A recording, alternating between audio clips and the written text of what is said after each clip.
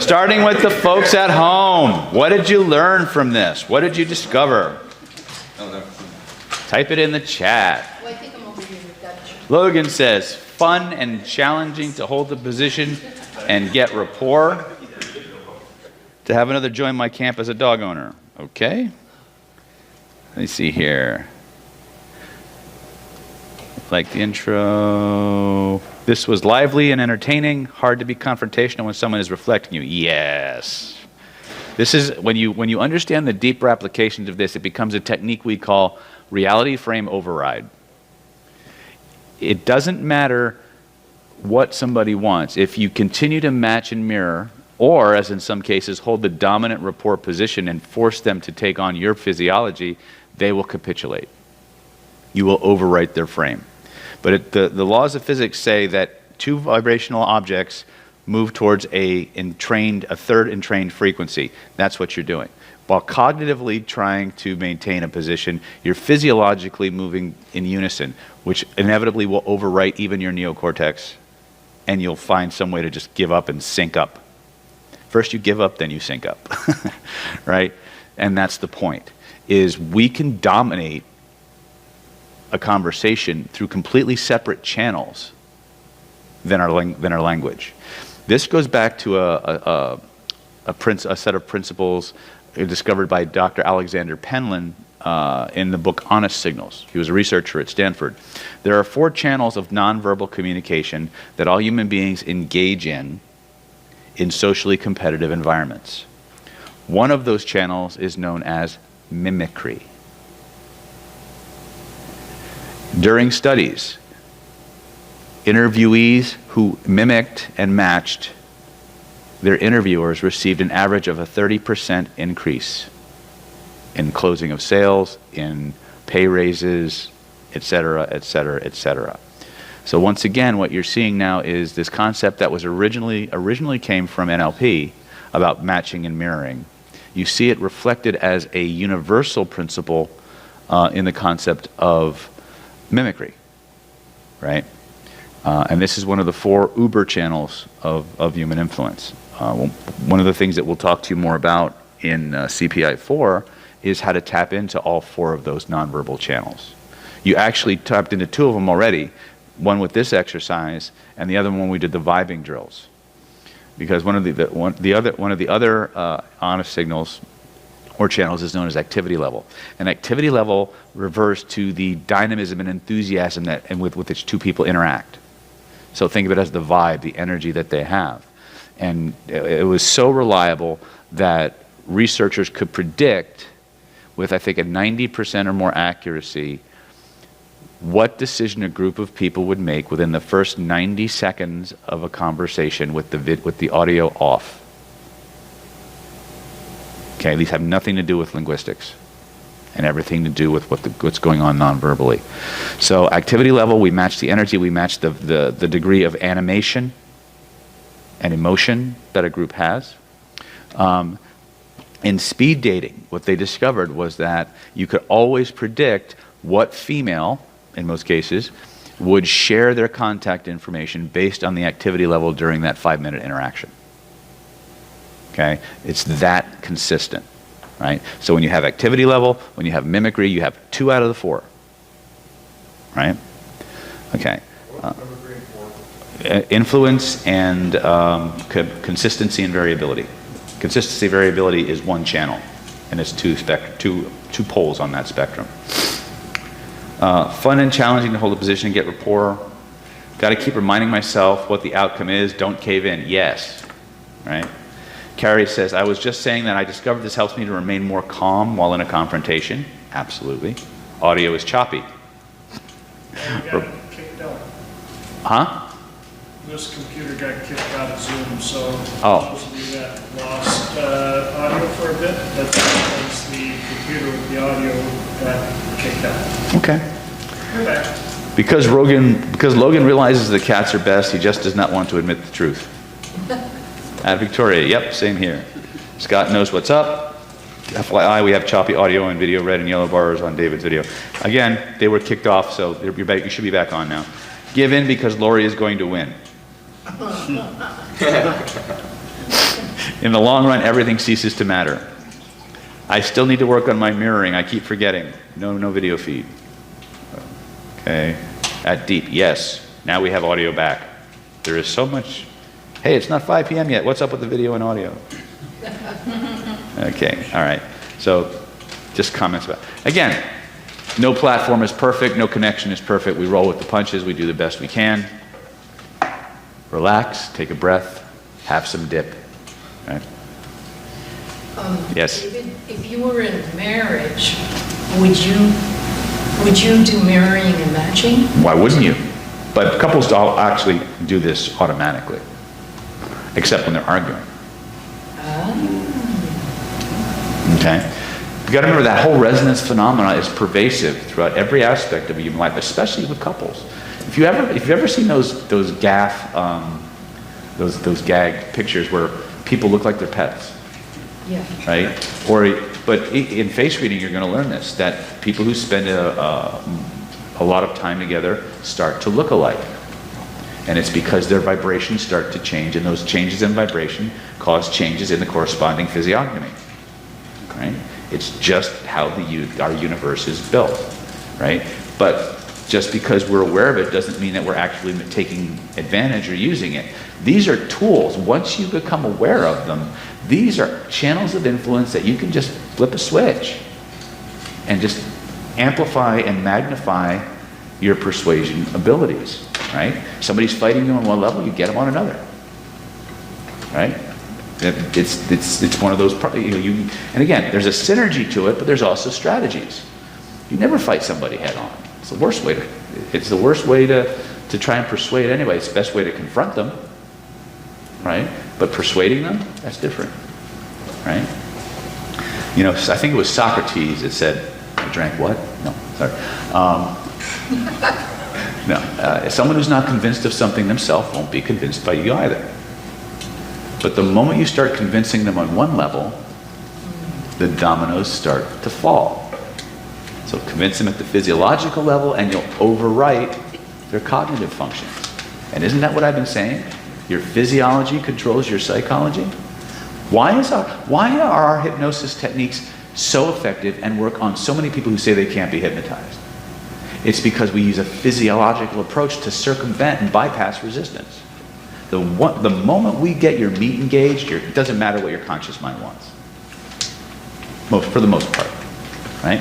And again, I'm giving you the experience of it. Now, if you only ever do it this one time, it's just a parlor trick.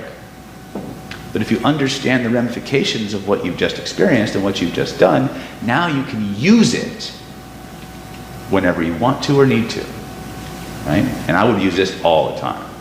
I would use this a lot. But I want you to have a very clear idea of just how powerful this is, right? So that's why we do battle together, right? Rather than just doing a rote exercise of just matching and mirroring during normal conversation, I want you to be actually trying to maintain a perspective while the other person's trying to convince you, so you can see and measure what's going on. Because if you go to an NLP class, they're going to teach you how to match and mirror, but they're not going to have you try to persuade anybody to do anything. And they're not going to have you evaluating how much you want to move towards alignment, right? And that's what I want you to get. I want you to get how powerful, and I know I'm repeating myself, I want you to get how powerful the body is, and never, never forget that, right? Start with the body, and everything will follow. Okay. Any other ahas, epiphanies from you folks? What'd you learn? Other than that, yes, Marcus. Well, at one point I was observing, Uh-huh. and it just got ridiculous. And it was like, I could feel it. It was like I was in a psych ward or something. Like people were screaming and like things were. Do you guys notice you started just defaulting to "you're an asshole"? Yeah, like something crazy happened. Right? It was interesting to see how aggressive you guys were trying. And that's what happens, by the way. When you feel that movement towards compromise, you start generating hostility to keep your energy up. And as you generate that hostility, you lose cognitive functions and you start just generating, you're an asshole, you're wrong, right? Rather than being able to formulate an argument, right? So I want you to become aware of those phenomena, right? It's really cool because people who run out of options default to emotion. And you see this all the time with what's going on You know, and Trump even made it, you know, when he first ran, he made it even worse. It was already getting bad, but then he decided to turn the entire election process into reality TV. Which is what he's fucking good at. And you know what? We jumped right the fuck in. Yeah, we did. You're fired, huh? Pretty much. Well, looks like Zoom just rebooted or something. It's one of those days. But we still got bandwidth, right, from our system? That's where Because my internet's great. As far as I can tell, anyway. Amazon is your friend.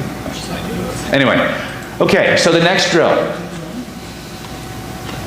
The next drill is you're going to have a conversation and you're going to talk about something that is pleasurable, something you like, something that is just, you know, whatever, normal conversation. But this time what you're going to do is you're going to actively and consistently mismatch each other.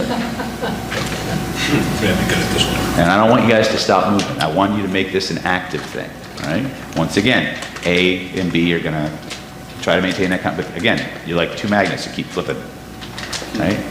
And then C is going to make sure that you maintain, you know, you keep that mismatching going on while trying to have the conversation. And I want you to notice what happens. Okay? All right, let's take 30 minutes for this one. We need 30 minutes? 15? Let's take 20, let's start at 20 minutes, change every 5, and then we'll go. I'm gonna set my timer for 5 minutes. Okay, so a couple of things. Folks at home, I had to shut off my internet because we're getting dangerously close to our bandwidth limits based on the settings we've kind of set before the event. So we're trying to make sure that we're maximizing the amount of bandwidth that can go to you through our streaming. Plus, you know, there's internet instability and Zoom stuff. So we apologize if things go offline or get garbled or whatever. But rest assured, we're going to do our best to maintain a connection for you guys. And anything that you go offline for, we'll do our best to upload to the Facebook group so you can follow up and catch up. But real quick, we have one more drill. And this one is where everything we've learned about influence and social predation and attraction and seduction and all these things kind of comes together. And so what you're going to do now is you're going to partner up into groups of 3 or 4, depending on what's normal. And you're going to do a 3 magic questions interaction, or if you want, you can do a criterion values interaction. But at some random moment, all you're going to do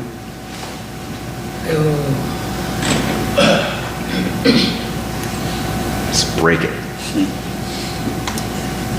Okay? Especially, like, find some... Piss me off. Oh, God. Fuck me. I was teaching this in a mastermind one time, and 2 guys are going at it. It was Jason West and this one kid, Chris Young, and they're having this amazing conversation. And then Jason just goes, and Chris goes, "You dick!" Right? This is the notorious freeze out. Right? This is what you'll see in these organizations where they love bomb you and then they ostracize you. This is when the woman you love gives you the cold shoulder and you feel your nuts shrivel. Right? This is what was used very, very prevalently in the pickup and seduction community to condition people to be more responsive to them. So, but the secret here, once again, is emotion, emotion, emotion, break. It's a sudden, just give them your back. It only needs to be a few seconds. Long enough for it to register that it wasn't just, you're not coming back. You understand? It has to be a permanent, almost like, I'm done with you. All right, I'll give you one more chance. Right? Yeah. What's the strategy for combating people who freeze you out like that? Leave. I would. Leave. No way I'm sitting. Because because what's going to happen is the moment, well, again, I want you to experience it, but what happens is the moment you feel that loss, you will feel it as a physical, visceral pain. And it's almost like somebody's stole your air. And then it comes back and you You want to make sure that never happens again. And that's also a form of emotional fractionation. Okay?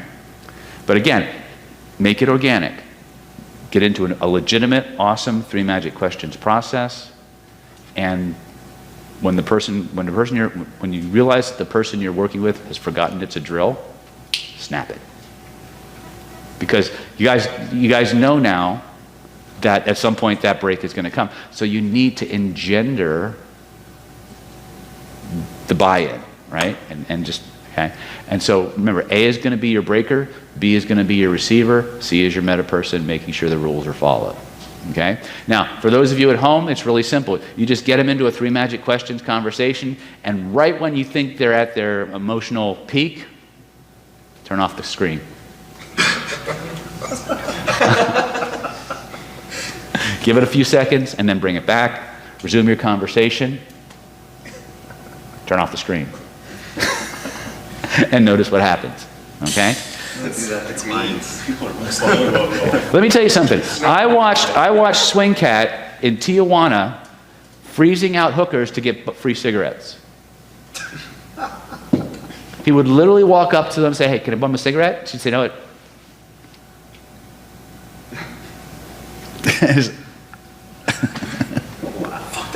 But how does it? I've done that shit before to women. Uh-huh. That shit actually does work. I'm not proud of it, but I've like unintentionally Look, frozen. a tool is a tool, Yeah. right? How you use it is completely up to your own sense of personal ethics. But for those of you who have been on the predatory end of people, this is one of the things that they do. I grew up with a dad like that. Yep. And what did you did anything to get their attention back, right? Yes. We're all hardwired this way. And this is a tactic, again, it was actually copied from women. What women do to men. This is the majority of your most effective seduction tactics are actually an echo of what women use on men. Right? But this same visceral gut punch is what makes us emotionally dependent. But it's also emotional fractionation. So I want you to have this tool in your chest, so when it's used on you, you know what's happening. And you can choose to respond differently because you know it's a tactic. You understand? This is where, again, understanding what and how to do it allows you to defend yourself against it. Right? Instead of thinking, "Oh, I'm unworthy," you say, "Oh, that motherfucker's trying to manipulate me." Yeah. Different response, right? And if you know they're that way, you can do it first. Yeah. Right? Lots of choices when you have awareness. Right? So, 5-minute rounds, break up into different groups. And again, I would do this if you can get away with it. Right? Get into a 3MQ, get deep level rapport, break it, come back, reestablish rapport, break it again, and then reestablish, and then debrief. Right? So I'm going to give you guys 7 minutes. I think 7 minutes is probably better for this. All right. So what did we learn from this experience? It works. It works? It works. It does hurt. I just don't know how like you can be like a normal person and use this. Like, because I'm really genuinely interested in conversation. Uh-huh. It's like, why? You need to date more. Remember, it's Pavlovian. Punishment, pleasure. Punishment, pleasure.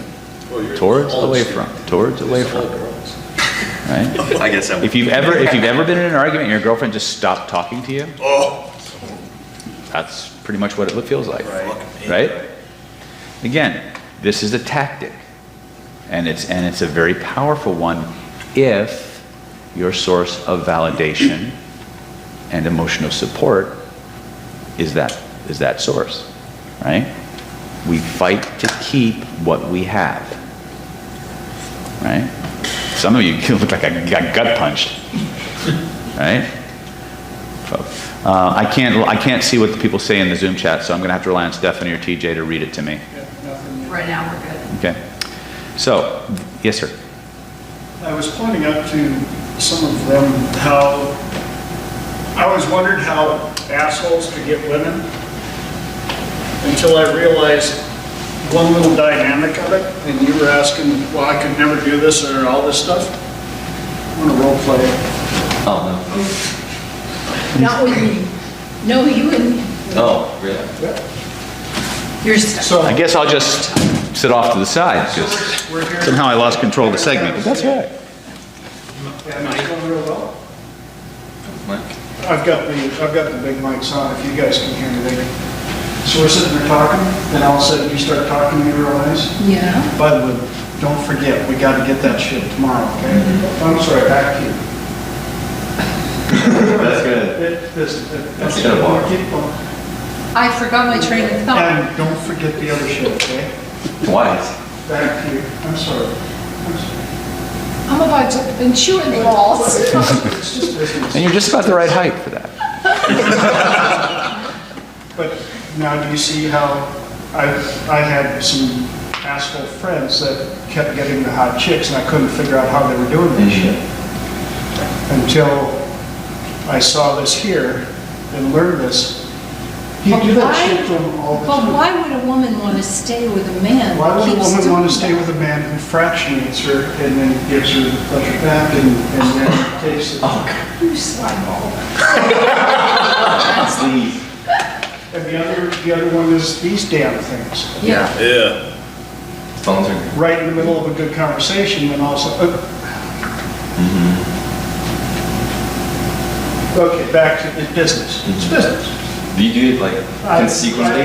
Yeah, just, Notice how short, Yeah. right? We are just breaking it so you can really experience it. But it's these little fractionations. How, I'm using like consequently, like literally right back to back. Notice had enough. She sat her ass I've down. had enough. I'm not taking it from Is that like the anything. back to back, or is it like you're just for the example of it? Because I think back to back is like too much. what's fractionation? Like you go out and then you go. Yeah, but when you're trying to have dinner and somebody keeps answering Yeah, their that's phone, it. that's what it That's is. It's the equivalent, even if you're facing up, pulling this out is, oh, I'm sorry, back to, yeah, business. It's just a, Now think about something. Like I Taking- mean, the person has like I would not take this face. Is this Yeah, like, you would. Yeah, you would, if it was done Because correctly. you just did. No, like in the face though. Well, we're doing this. If a girl did that, I think, I mean, What do you? If a hot chick did it to you, you Yeah. would take it. No. if she did it, but instead of doing it in the 'Cause they face, have. Instead of doing the face, maybe Yeah. she touched the chest. Well, maybe. Exactly, She exactly. touched Instead of the face, maybe she did the chest, but it was the same. Well, actually, come here. This is actually what it would most likely look like. We're sitting here talking. Yes. I love you, I hate you. I You love see? you, I hate you. Yeah. You don't know when the shit will get off the pot, right? And then she's back. And, oh, hi, buddy. See? Yeah. And you've ordered dinner, so Yeah. you can't leave. This seems to me like something that like almost like your cell phone does to you. Yeah, that's what TJ was just saying. But no, I mean like the phone is actually the It helps. thing It helps you that do those. But that's why it's become such a thing because it's become so constant that people are starting to develop rules about it. But before everybody was on it, it was just a momentary thing and it was not a big deal. Now we're developing cell phone etiquette, right? 10 years ago, your cell phone went off. Oh, I got to take this 1 minute. It wasn't as big a deal. Now, it's like the other woman. Right? I'm not explaining I'm saying it's like this addiction to the phone. Addiction to the phone. Yes, Yeah. but the behavior is the same, regardless of what's engendering it. But the point you got to remember is that these little fractionations, this little attention, not, they build up. Especially if it's someone who's attractive. Right? We become much more forgiving in the presence of attraction. We become much more forgiving in the presence of authority. You guys come up here and you say, well, I only did it because it's a demo. Yeah, because of an authority figure that you're working with who called you up. Right? Well, the moment you give somebody, you look at somebody for validation, you give them authority over you. You put them in the one-up position. And the more they can intensify that emotional succor, S-U-C-C-O-R, the more you'll put up with. Right? But it doesn't start with the big disses, the big disrespecting moments. It starts with the love bombing phase where you're getting all these great feelings and then small infractions to see what you do. And then slightly bigger ones. And then slightly bigger ones. And they fractionate you back and forth. Until before you know it, you pretty much overlook everything, right? David, I have a woman colleague that I was working with another therapist. We were friends and we would share client, whatever you call it. And she started doing that to me. I won't even speak to her anymore because it was so hurtful. I don't even know, she must know what she's doing. If she's... That's the thing that a lot of people don't realize. There's a lot of CD subjects out there who do these things who don't know they do them. Their behavior patterns, they're not necessarily conscious of them. There is a small subset who have been trained who are consistently training themselves to do these things. But a lot of them are organically produced. You know, everybody thinks every narcissist and sociopath and psychopath on the planet went out to learn NLP. No.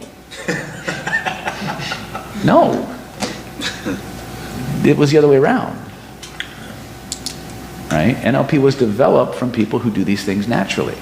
And not sociopaths and narcissists, but high-level persuaders and influencers who are naturals. It was a model that was created, right? To separate the tool from the perpetrator so that they could be used for, appropriate applications. And appropriate is completely subjective. But the bottom line is that the vast majority of people who are naturals do all of these things that you're learning to do, but they do it organically as a byproduct of their genetic predispositions, their lifestyle, culture, and upbringing. Right?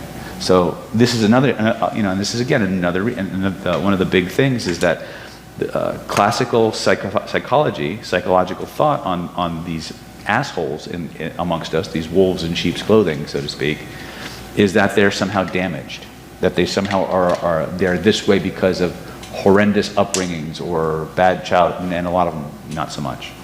They just come in with those switches flipped, right? And they understand how you guys think. They don't agree with it, but they use it, right? So to them, compassion is weakness, and it's also stupidity. Kindness, gullibility. Yeah.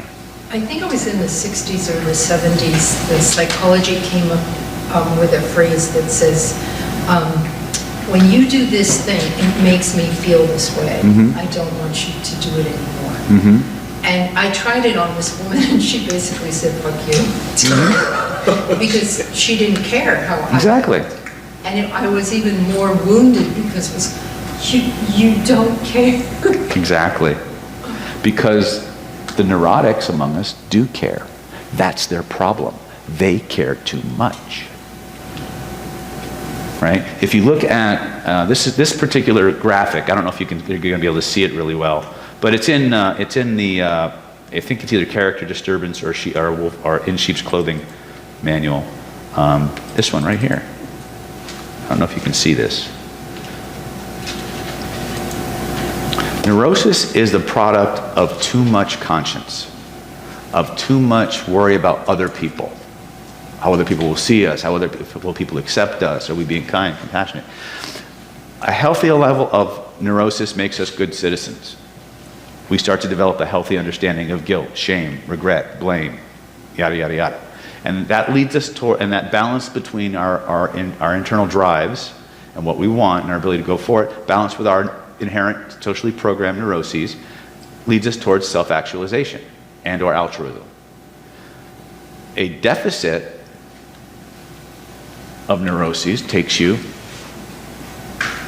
into character disturbance, where you have too much self-esteem and no neuroses, right? But common psychological parlances, these people must have had a horrible childhood, and it's just not true. Not true. And these people understand the neurosis-based psychology, and they play that game. But it's how they play the game that flags them, right?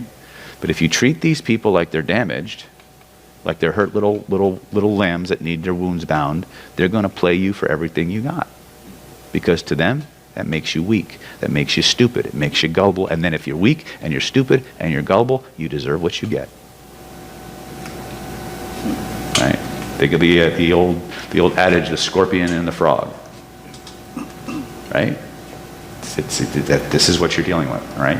That doesn't mean people who are strong in leadership and have a strong sense of ego are narcissists or sociopathic.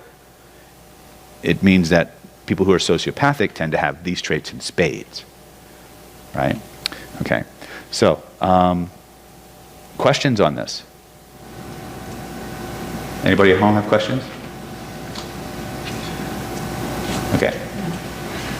So next drill we're going to play with is, again, we're going to play in the rapport continuum in the nonverbal pool. And this one is fun. This one, what you're going to do is we're going to go back to our bridging drills. Okay? And we're going to stand next to somebody, and we're going to wait for that rapport bridge to access, or to let us know we got it. Then what we're going to do is we're going to use our mind, and we're going to imagine what kind of a feeling of love and generosity, or of connection and openness. We're going to imagine a beautiful ball of golden energy around us. And we're going to open that ball like a great big hug and wrap it around the other person. Then we're going to amplify it. We're going to set the intention that it's going to keep running even after we stop concentrating on it, and let it go. This is called sphere of influence. And this is a way to prime people with intense rapport remotely. But we start by doing this, okay? So basically the whole idea is, if you've gotten your bridging drills, if you've gotten your empathic drills, this is just adding a visual, energetic component to what you're doing. And usually when you do this, then there's two sides to it. There's where you make people open up to you and like you and attract you, are attracted to you, and then there's one where you make them just go away. We call that smurfing, okay? Okay, but it starts with this whole idea is I see somebody, I assume their basic physiology, I wait for the bridge to be made, I generate a feeling of connection and desire and intimacy, I turn it into a beautiful golden bubble around me, I open the bubble, I wrap it around them like a big hug, I amplify it visually and kinesthetically, and then I set the intention to let it run after I stop concentrating on it. Okay? What's interesting is when you do the inverse of this, which is called smurfing, which is where we make them small, blue, cold, and dark, usually within 3 minutes that person will find a reason to leave. It's pretty cool, right? You guys, a lot of you guys have done this, right? So that's the next drill we're going to do. You can do this remotely. Holly's nodding, yes, we have. So Paul and Carrie and Victoria, I think you've all done this. So you can guide people through that exercise. I want you guys to go ahead and do this at least 3 times with 3 different people. Okay? Now, once you've got the mechanics of this, you can do it on one person, you can do it on a group, you can do it on an entire audience. What's even cooler is you can do this on a group, and then you can separate one person out from the group and smurf them, and they'll leave the group. We're not smurfing. Not yet. Well, not yet. We're going to. Right. No. You will be smurfed, Nora. It's just one of those things. Question? Yes. While we're standing in bridging, we're both doing the same thing. No, one person's a receiver, one person's the sender. Okay? And again, if you want to warm up your neurology by doing a few sway tests and things like that, that's fine. But that's the next drill. Okay? And this is, again, one of those areas where we start to bridge from killer influence into vibrational influence. But it's really just mirror neurons, vibrational entrainment, and imagination. Go. Let's take 20 minutes. Well, we'll do the standard half hour. So I'll set you. But again, do this with as many different people as you can. Stand up. Let's change up every 10 minutes. I did it with 4 people. You do it. You guys have all done 4? This is true. Yeah. All right, then have a seat. We'll move on. So, what did we discover? You know, in the beginning when we first did the bridging, I kind of understood. I was gaming the sync, the synchronistics, the click. Right. It wasn't until this exercise that I truly understand and physically and emotionally felt the click. Yep. To where like everything flowed after. The goal, like the sphere of influence, understanding how to create the imagery for it. And every time it worked flawlessly. Yeah. So it took me 4 to 5 days to get the click right, but hey, I got it. Once you got it, you got it, Once right? I got it. But I understand the subtle difference of feeling it and like expecting it. Right. That's it. Yeah. And again, this is opening up a whole new universe. And again, this is the worst you'll ever be. right? These things only get stronger, more reliable, more consistent as you do them, right? And it all goes back to your polarity drills. The very first things we started with, right? You know, again, I couldn't begin to tell you the full spectrum of everything that's possible once you get this mechanism in place. What we're going to do now is we're going to do the inverse. Sometimes we just need to make people fucking go away. Yes, we do. Right? And so the way this works, this term for this is smurfing, and the smurfing was a term coined by a gentleman named Tom Bazzini, who was kind of the first one to pioneer this approach in the seduction world. Although he didn't like to be termed part of the seduction world, that's where he comes from, even though he tried to be an NLP guy. In Tom's version of he called it the golden bubble. We call it sphere of influence. In Tom's version, what he would do is the person would be here, and he'd be here, and he would create like a little imagined representation of that person, and he would stick his hand in it to see if it was someplace he wanted to go. Right? And then when he decided he wanted to get rapport with the person, he would step into the image. Right? It's not what we're doing, but that was originally where some of this stuff comes from. When you're doing smurfing, which is a term he coined, what you're literally doing is you're creating that same basic rapport connection. Even though it's somebody you want to make go away, in order to influence their system, you have to connect with them. So you have to become on their frequency. So what you do is once again, you wait to establish that kinesthetic rapport. Make sure the Bluetooth is synced. And you want to create your golden bubble and wrap it around them. And then what you do is you start, just like two cells fissioning, you start to put them in their own little bubble, and you turn that bubble cold, dark, blue, and you just keep shrinking it, generating as much uncomfortable feeling as you can in that bubble. Then you set it and forget it. Then you go back to doing whatever you're doing. And usually within, again, the average is about 3 minutes. Within about 3 minutes, they'll find some reason to be somewhere else. Okay? Now, one of the things I gotta caution you against is once you do this and they start to leave, don't talk to them. You'll suck them right back in. This is especially true with people who are borderline, who are energy, you would consider them energy vampires, who thrive on any form of attention. They already have a stronger than normal desire to suck your energy away. So any type of attention that you give them is just going to suck them right back, and you're back to square one. Okay? The secret, once again, is connect, separate, shrink, and freeze out, and forget it. Disconnect and walk away, or disconnect and focus on somebody else. You walk away, or the Mentally or emotionally, if you can walk away, you walk away, but really you don't have to. If you're in a group and there's just somebody who's just being a dickhead, you can wrap a bubble around the group and fission them off in their own little bubble and separate them, and they'll find a reason to leave. Okay? I remember I was at a training, one of Mark Cunningham's trainings here in Vegas, as a matter of fact, and it was during a break, and we were talking about this thing, and I had a group around me, and I was telling them how it's done, and I just threw a bubble around a guy, and I kind of analog marked the guy as I was talking, and like 2.5 minutes into the conversation, the guy just turns around and walks over to the, and everybody's like, and the guy turns and goes, what? I was just getting a drink. That's called trance logic, right? It doesn't really matter. They will generate their own reason for leaving. And do they know, or No. is it subconscious?